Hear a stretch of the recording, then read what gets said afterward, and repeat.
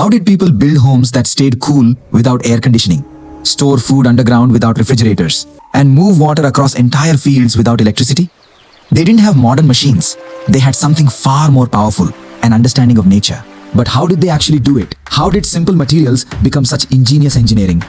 Let's take a closer look and discover the secrets behind these forgotten designs. If you're enjoying the journey, hit that like button and let's continue. Long before air conditioners, electric pumps, and modern construction, people were already finding ingenious ways to survive extreme heat, drought, floods, and food shortages.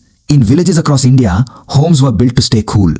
Grain was stored underground, and water could travel for miles without a single electric pump. These weren't machines, they were systems, designed with nothing more than earth, stone, wood, water, and an extraordinary understanding of nature. Imagine standing outside on a scorching summer afternoon. The sun is relentless, the ground radiates heat, but step inside one of these traditional mud homes, and the atmosphere changes. Thick earthen walls slow the movement of heat. Small openings control airflow, and shaded spaces protect the interior from the harshest sunlight. The walls themselves become part of the home's climate control system. No compressor, no electricity, just earth, designed intelligently. But the walls weren't the only clever part. Look closely, and the entire house begins to make sense. Warm air naturally rises. Cooler air enters through lower, shaded openings. Small vents near the roof allow hot air to escape. It's a simple principle, but remarkably effective. The result is a living space that works with the climate, instead of constantly fighting it. And for the people living there, this wasn't an engineering experiment. It was simply home. But staying cool wasn't the only challenge. There was another problem every farming community understood. Food had to survive long after the harvest was over. Rice and other grains could be damaged by heat, moisture, insects, and changing weather. So traditional communities developed ingenious ways to protect them. Some storage systems were built below ground, where temperatures remained more stable, away from direct sunlight, protected by layers of earth, and carefully designed to keep the stored grain dry and secure. Think about that for a moment. There were no refrigerators, no climate-controlled warehouses, no electric ventilation systems. Yet, families still needed food to last through changing seasons. Underground storage took advantage of something nature already provided, the insulating power of the earth. Above ground, summer heat could become intense. But below the surface, temperatures changed much more slowly. The technology wasn't complicated. It didn't need to be. It simply used the environment as part of the design. And then there was water. For a farming village, water wasn't just important, it was survival. But how do you move water without electricity? The answer was surprisingly simple: gravity.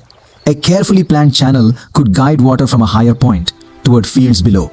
Bamboo, earth, stone, and wooden gates could become part of an irrigation network. Water flowed from one field to the next, following the natural slope of the land. No engine, no fuel, just elevation and planning.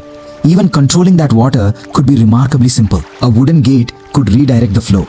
Open it, and one field begins to fill. Close it, and the water moves somewhere else. To modernize, it might look almost too simple. But simplicity was the advantage. There were fewer machines to maintain, no electricity required, and every part could be repaired with materials available in the village. The real innovation wasn't the wooden gate. It was understanding exactly where the water wanted to go. And irrigation was only one part of the system. Rain itself could become a resource. Instead of allowing every drop to disappear, traditional settlements could guide water toward ponds, channels, wells, and fields. A rooftop could collect rainfall. A small channel could direct it. A pond could store it. And over time, some of that water could slowly move back into the ground. The village wasn't simply sitting on the landscape. It was interacting with it, capturing water, storing water, releasing water, and using it again. Then there were wells, simple in appearance, but deeply connected to the land beneath them. Rainwater could slowly travel through layers of soil and rock, replenishing underground water. A carefully placed well could reach that hidden supply. And suddenly, water that had disappeared beneath the earth was accessible again.